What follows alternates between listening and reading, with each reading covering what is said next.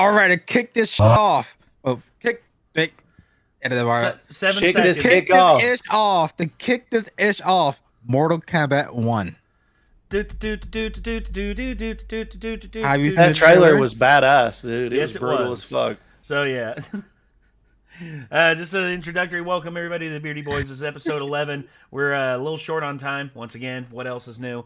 But we're here, and we also want to say to everyone out there, all 200 subscribers of you out there, thank you all so much for the love and support. We hope that this is this channel will become a mainstay for you, and if it hasn't become a mainstay, what is wrong with you? Hit that subscribe Wrong with button. y'all? Do it right now. Get us to 500 subs. Get us to that big 500. button. Click Yeah, it and click, hit yeah. it. It's gonna Click, be yeah.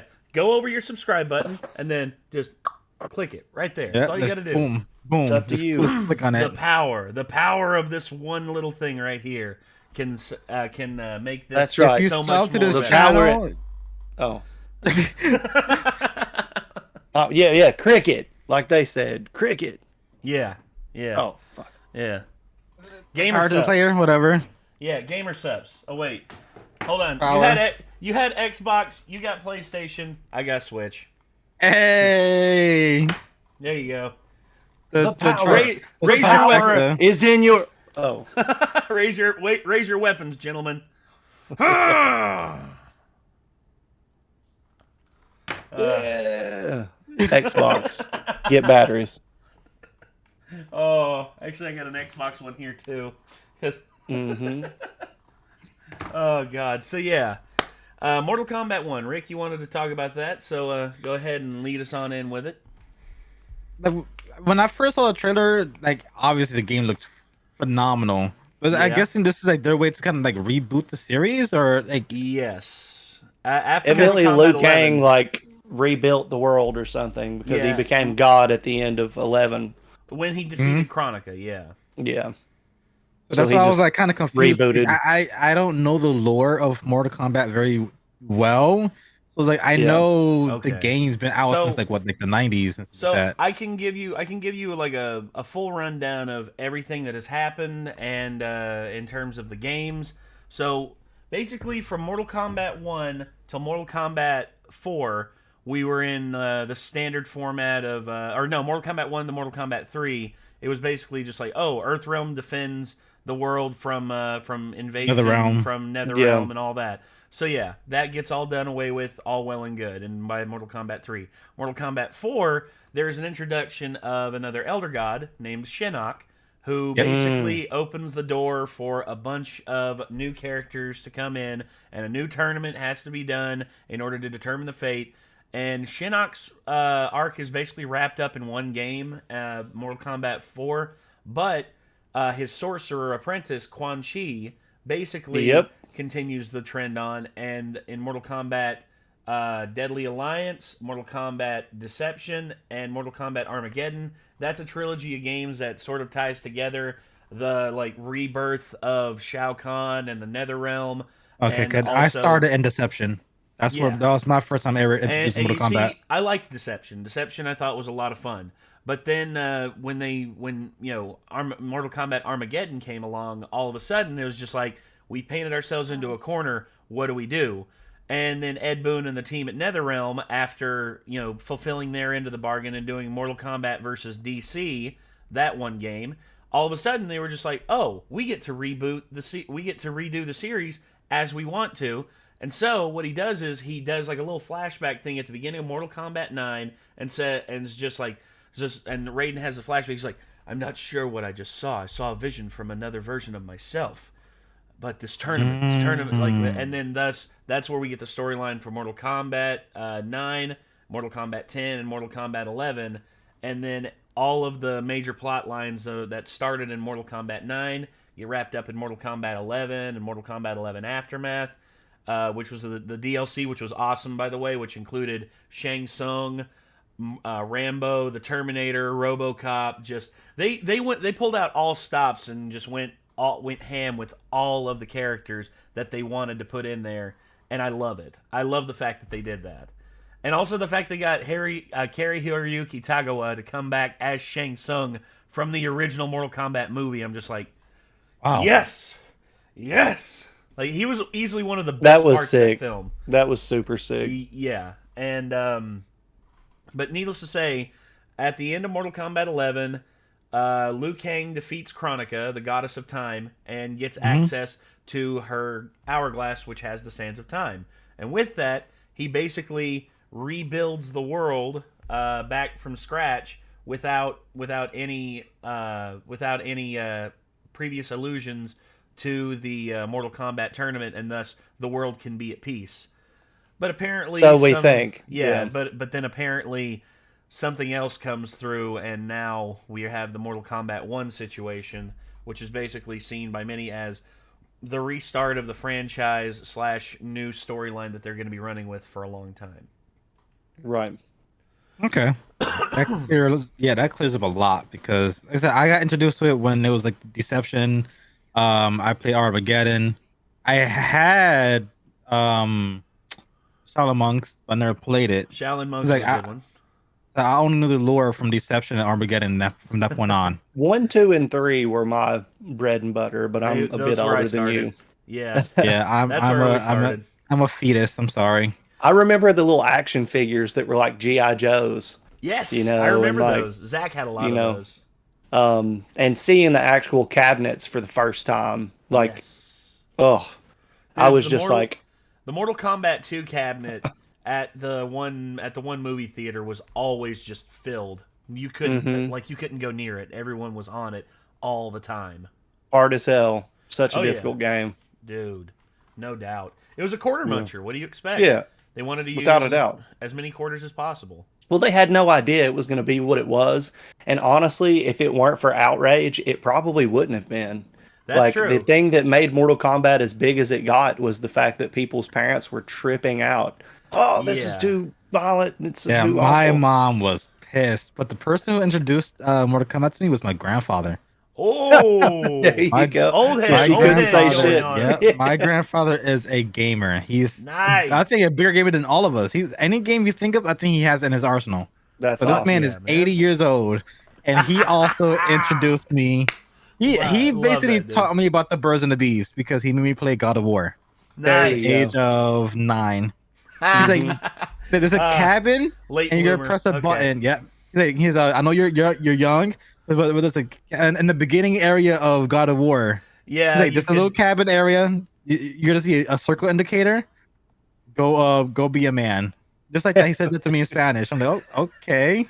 And I enter and I see boobs. I'm like, he looks at me, he's like, yep, yes, go be a man. He leaves. He leaves and closes the door. I'm like, what the fuck is my grandpa want me to do? He's like, Ricky, go be a man. And when I say, and you don't come out until those women are satisfied. Yeah. I can see it now.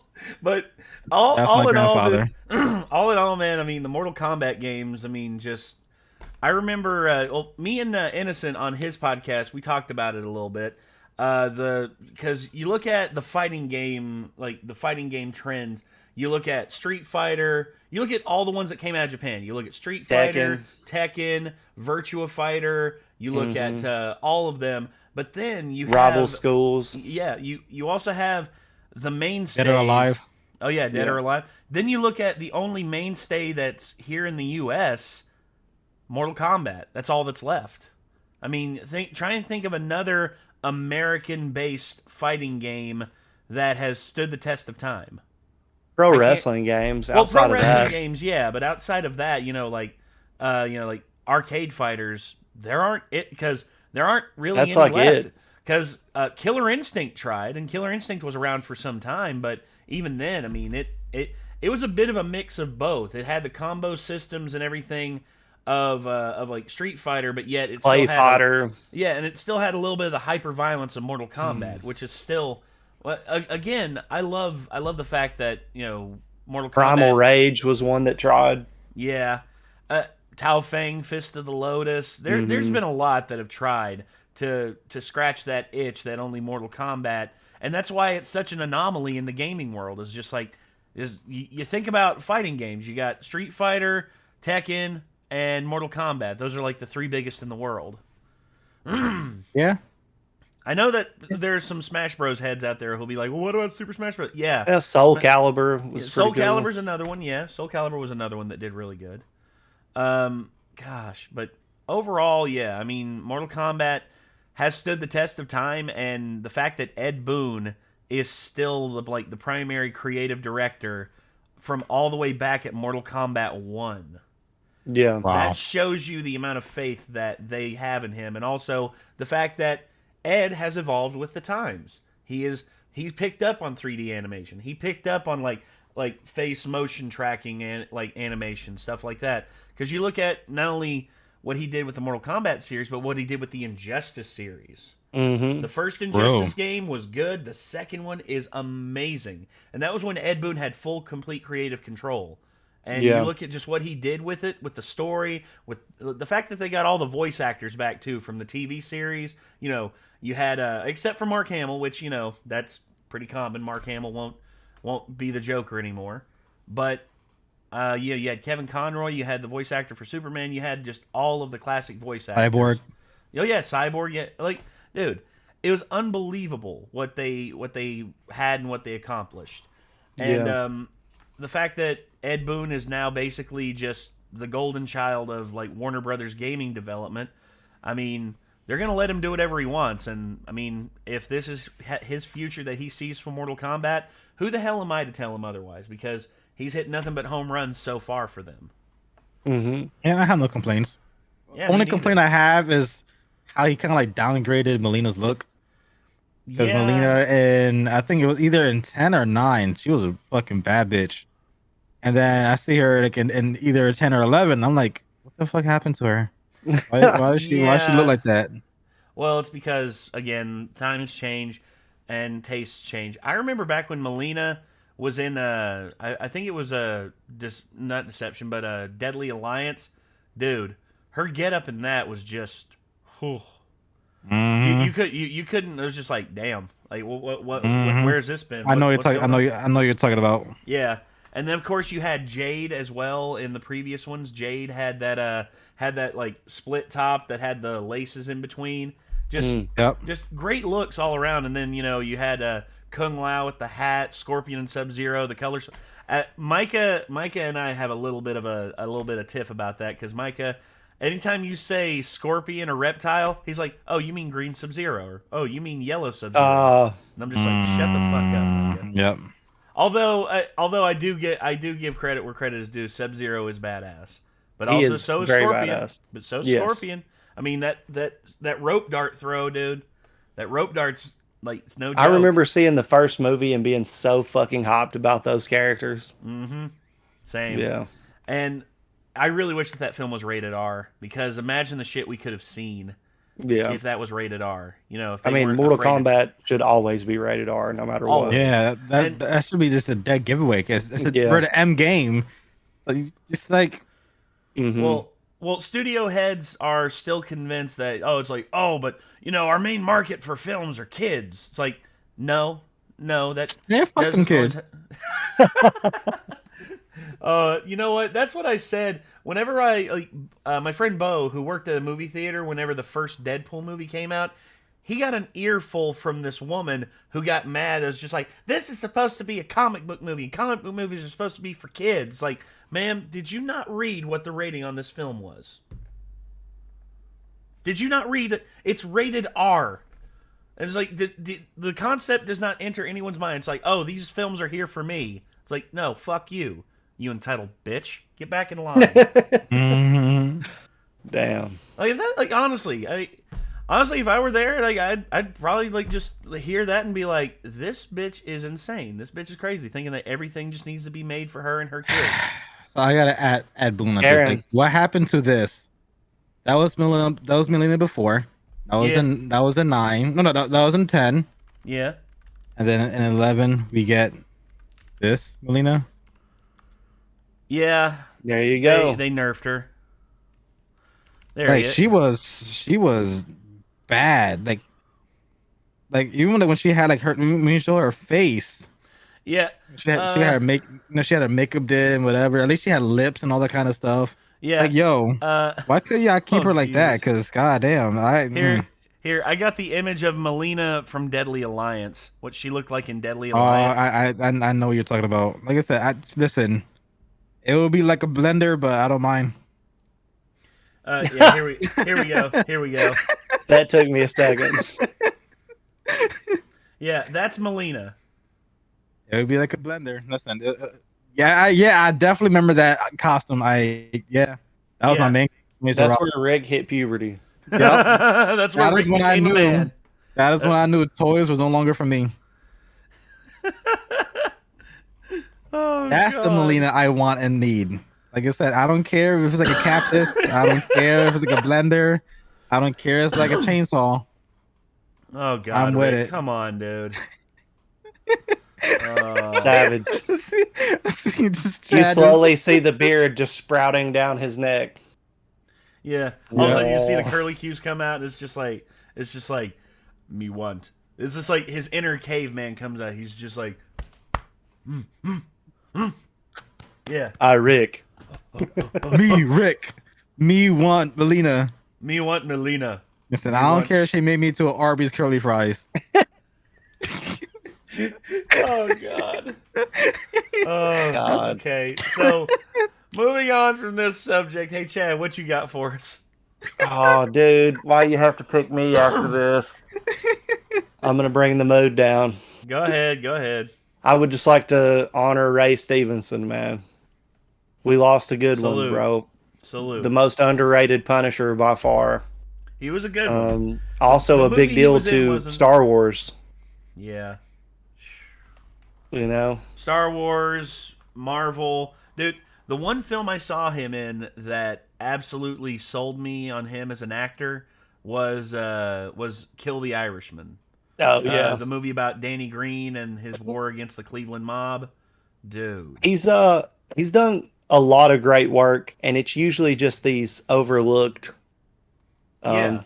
overlooked parts and roles and stuff. And it's just like, dude, the guy was not that old. You know, He was you never 53, know. what, 53 or 58? Yeah, or- something like that. That's still But young. like, you never know. Whenever he was born in '64. That's my dad. That's just a year before my dad. Yeah. So. But 58. like, Punisher Warzone for me was the first time I'd ever really seen him, and I was just like really pissed about, because I thought that the Punisher movie before that was like really really good, Yeah. and then that one came out, and I was like, oh wait, this is like a next level like brutal Yes. fucking slaughter film, like with the Punisher just going through a fucking building, destroying everything, and that's kind of what the Punisher does. So I mean, Yeah, it really Frank's was not honest pretty. to the character. No, and it was really honest to the character, and it just didn't get anywhere. Like nobody gave a shit, and it was it's been overlooked. And as I go through his, list of films, it just seems like a lot of the stuff is like highly rated. People love it, but there's not like this big push for it, and nobody talks about a lot of the stuff that he was in, which is sad. Yeah, and the whole deal with him, I think, is just he had a look about him, and also the fact that he was like really tall. He was 6'3", 6'4", Yeah. and Wow. he looks like he has like he could have pulled off multiple like different styles of character work, but he was always going to be limited because he was just so much bigger and intimidating than everybody else. And it's just like I love Domhnall Gleeson or I love Domhnall Gleeson. I forget his hold on. Damn it. I forget it. I forget his name just escapes me, but he's come on. I'm gonna kick myself for not remembering, but it's just like certain characters, certain actors get typecasted and they can never escape it, no matter what they do. That's the point that I'm trying to make with it. Is just Yeah. no matter what an actor does. I mean, Eddie Murphy, for instance. Eddie Murphy may want to do dramatic roles, and he may be a good dramatic actor. He won't be able to escape the fact that for the longest time he was the comedic king of the world. Mm-hmm. No Yeah. no one could touch him. No one Haunted could touch him. Mansion. You had Dr. Doolittle. Dude, you The had Nutty the Professor Beverly movies. The dude, the Professor, Beverly Hills Cop Morbid. movies, the Yeah. the 48 Hours movies. You had his comedy specials, Raw and Delirious, which just were through the friggin' roof in terms Yeah. of their influence. Iconic. Yeah. And it was inescapable. It was inescapable for him to be able to do almost anything else because he was the comedy guy. It's like you can't. Hey, Tobey Maguire. He's Spider-Man.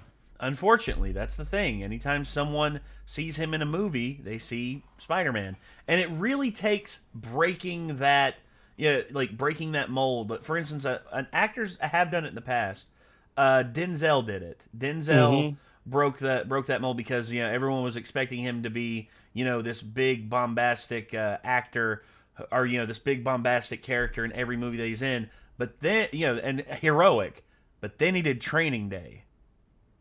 He did Training Day, and he showed that not only can he be, this big heroic guy who can always come in whenever is needed, but he can be a fucking monster and just devour anything that gets near him. And then of course, you have Robert Matthew Downey Jr. McConaughey. McConaughey, same way. He was always cast as the, hey man, how you doing? And the heartthrob and romance comedies, Every time, rom-coms. yeah, like that.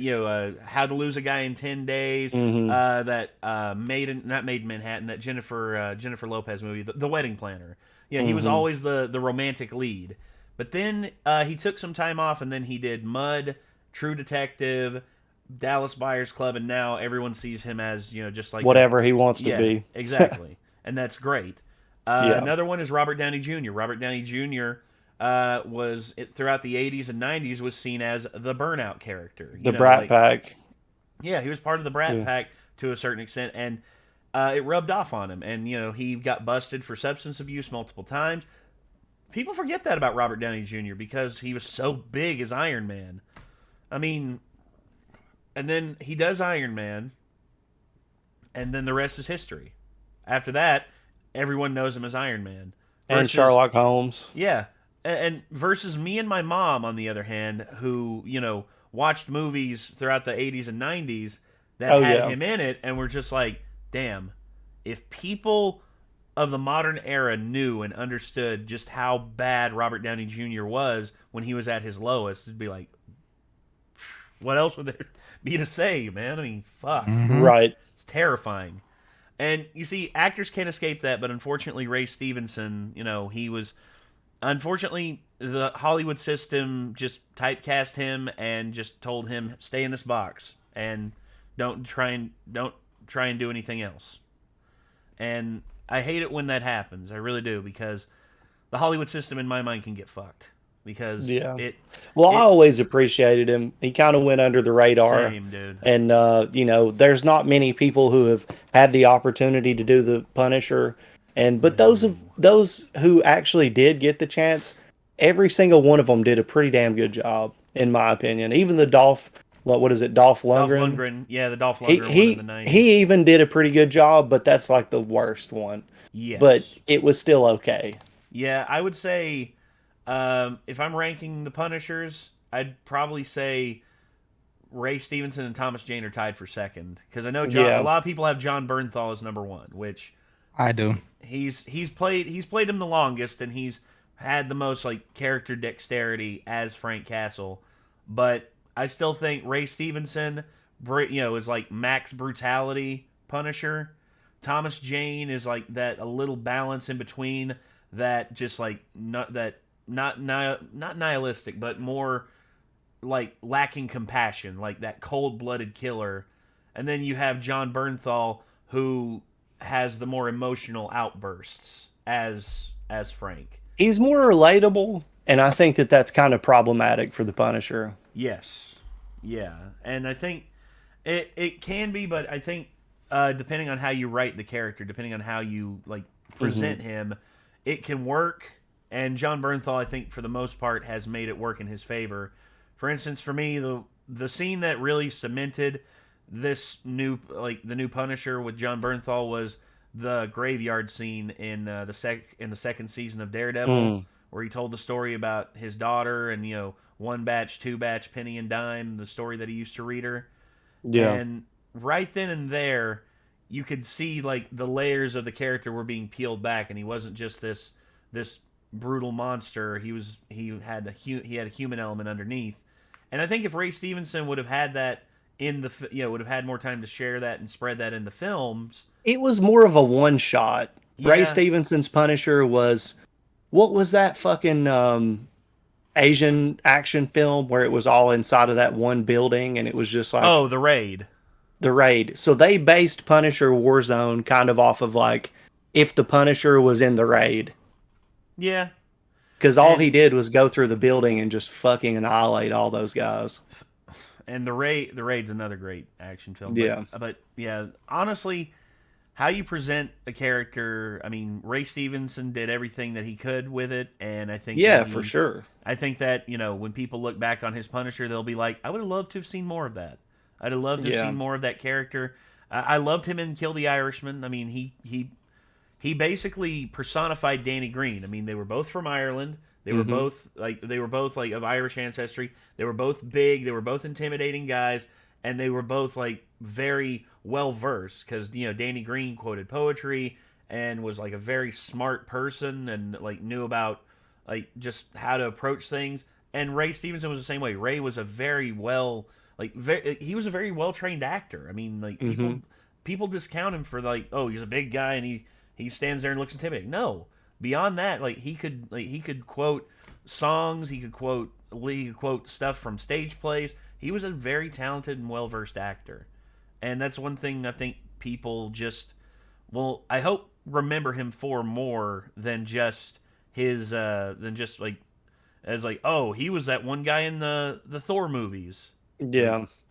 Yeah. And Yeah, and there's more to the dude than that. I mean, way more. put some show some love to the guy and like appreciate him for who he was as an actor. I think that's what I think. I think all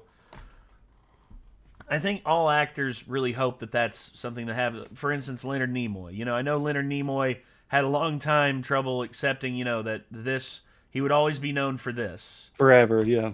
And he basically And Bilbo Baggins. So he always that's the thing. He always strove to do other things. He tried to do music, he tried to do photography, he tried to do all these other things to make people remember him for something other than being Spock. But when he saw the level of influence he had later on in his life, he originally wrote a book, I think it was in the 90s, when he was just sick and tired of playing the character, called I Am Not Spock. That's how tired he was of dealing with people. He's like, Leonard Nimoy's new book, I Am Not Spock. And it's just like, okay. But then eventually, I think near the end of his life, he actually released a sequel to that book. Basically said, "I am Spock." Like he eventually just accepted the fact that his cultural influence was just Massive. so big as that character that at some point you have to stop just like holding on to petty bullshit and just go with it. And that's what I think a lot of people need to do more of. And, accepting Ray Stevenson for who he was as an actor, and just like not holding on to like the petty idea of just like, oh, he was just that one actor in that one Thor movie, or he was this, or he was that. He was all of these things. He was all of these things and then some. And if you dig deeper into the man, you'll discover who he really was. I mean, that's how I think. That's how I think you should look at everyone who puts themselves out there in the acting world and stuff like that, because you leave yourself open to ridicule very easily, and that's something that I feared as someone who posts stuff online, because I got thick skin and I can take a lot of punishment. I've been called much worse in my life, and honestly, I don't let shit bother me the way because it's just I'd go insane if I did. True. But yeah, I mean, I just hope that Ray's family also gets through this, and I got nothing but love for him. Got nothing but love for the people. Shitty situation, for real. It is. So sorry to bring the mood down. Hopefully you've got a peppy topic, Nate. Well, mine is a little bit of a it's a little bit of a crossover into sports. LeBron James discusses retirement. That would be something, but I don't think it's happening. I don't either. I think Well, he it's will. too good money. Well, good money, and also not only that, but LeBron's still wanting to solidify his legacy as the best ever. And let me tell you, it's going to be not as difficult for him or anybody that's on his team as it could be. I haven't watched basketball for a long time for this very reason, but I had no idea that it could get worse. Every single time the Lakers went down the court, the Nuggets got a foul called on them for something. Yeah. Even if it was there or not, the call was made. It made Anthony Davis unstoppable. Well, his lack of caring seemed to stop him a little bit. But like anybody on the Lakers just had to like be this close to contact, and it was a foul. It Yeah, was a foul. well, It was a foul. Well, I just love and I think I forget which game it was in. It was Jokic got called for a charge when LeBron like bumped into when he bumped into LeBron. LeBron flopped really hard and was like, oh, and then all of a sudden like the ref calls it, and then he gets up and you hear the announcers. The announcers just like, that's smart basketball right there. That's smart play by LeBron right there. You know, knowing the rules and all that. And then all of a sudden, Jokic is in the paint. LeBron comes into the paint and like pushes back on him, and Jokic flops. Jokic flops hard, and the refs call foul on LeBron. And all of a sudden, the announcer's just like, "Oh, that's just a blatant like overstep of the process right there." I can't believe that. You know, I can't believe that the refs are actually calling that. I'm like, Yeah. yeah. It honestly, and I'm glad the Lakers got sweeped. I'm glad. I can't watch. I can't watch. I can't watch NBA basketball anymore. I've given up on it Well- because this past experience that was just Saturday's game made me. I stopped watching it in the third quarter when Jokic had he had 4 fouls in the third quarter. I was just like, Yeah. this is one of the smartest and best defenders down in the post in the game right now. Yeah. And he has 4 fouls, and 3 of them were like no contact. Bullshit. Like, come on, dude. Yeah, 3 of them I'm were done. bullshit. I'm I just not remember. watching this shit anymore. Well, I watch it because I just think to myself, it's like how much bullshit can happen, because the refs tried so hard to let the Lakers win Game 4. They did everything in their power. They would be and they down by still like lost. 7. They would be down by like 7. And then there would be foul until they caught up, and then the fouls would stop for a little while. Yeah. And then they would start to get Denver Nuggets would start to get a lead again, and then they'd be like foul until the Lakers caught back up. And I was like, dude, this is so blatantly obvious. Like, why don't you just tell people it's a work, man? This is stupid. Well, it's a work, but I don't think right now. I think the main teams that are going to be left are going to give a shit, because the teams that are going to be in the finals are the Denver Nuggets and the Miami Heat. Because because Jimmy Buckets can't help but just be like, I swear to God, I think he is Michael Jordan's illegitimate child. I do. I'm convinced of it. I refuse to lose. No, because that's the thing. Like, they've actually shown what he looks like with a bald head. I got It's a bald scary. head. It's scary how much he looks like Mike without his hair. Sheesh. And Well, hopefully, maybe we'll get some gleaming light, because I look at LeBron as the most physically gifted easily, basketball player to ever play the game. he's up there. I'd say he is. But his attitude and kind of the way that he just like, yeah. I don't know. His personality really turns me off from wanting to support him. And that's why I'm excited the fact that there are now players in the league who are not only able to like keep up with LeBron, but don't have that mentality. Instead, they are more close to the mentality of Kobe Bryant. And because I see people like Jimmy Butler, Giannis Antetokounmpo. I see, because Giannis he plays the game almost like a mix between Tim Duncan and Kobe Bryant. Tim Duncan in terms of the fundamentals and everything, Kobe Bryant in terms of the finishing and just like the drive and the will Attitude. to win. Yeah, exactly. Yeah. And that's what I love about it. And it's shit luck that, what happened with him in the beginning of the playoffs, injuring his back and everything. Yeah. And then going down and losing to the Heat. But shit happens. But it's also cool to see the Heat come out of nowhere and do what they've done. Yeah. You know, I mean, because nobody expected that. Especially after you know, they're like two of their bigger players, you know, Tyler Hero, their 3-point specialist, and who's the other guy? Not Bam Adebayo. I forget. Not Udonis Haslam. Crap. But two of their better players have been injured and probably aren't going to be back for the playoffs. And they're winning with like people who like. I think 4 out of like the 9 players who are playing for the Heat right now and have done this well went undrafted. That's the kind of people that you're dealing Cinderella with. Stories. Exactly. I love that shit. Yeah. And then you have the Denver Nuggets finally in their first finals. God. Yeah. All those years with the Melo and they never got to the finals. And Allen Iverson. And AI, yeah. Melo and dude. And the fact that now they're in the finals and they got Jokic, Murray, they're on it right now, dude. Yeah. And they're the favorites to win for sure at this point. They are, but I don't know if they will. I don't think Who knows? I don't know. I mean, Jimmy Buckets and the Heat are just doing something that I don't think I've ever seen before in terms of like the level in of the talent NBA they probably have. not. Oh no. The level of talent that they have, that's just they aren't supposed to be doing this. Diamonds in the rough, if you will.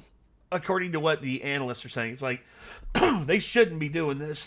They shouldn't be playing this good. It's like they're in the NBA. That's literally like the upper echelon of. It's like, are these motherfuckers in the G League? No, they're in the NBA. They are playing that good because they are that good. There. They are that good. Just because you undervalue them because they're not a name or didn't go high up in the draft. Like, I give a shit. Exactly. Tom Brady went 199, and yet he's the greatest quarterback ever to play. You're really going to sit here and tell me that you like all number 1 picks are going to be the greatest, the greatest ever, and like, no. A lot of times analysts don't know what based the fuck on they're talking history. about. They're not. No, a lot of analysts don't know what the hell they're talking about.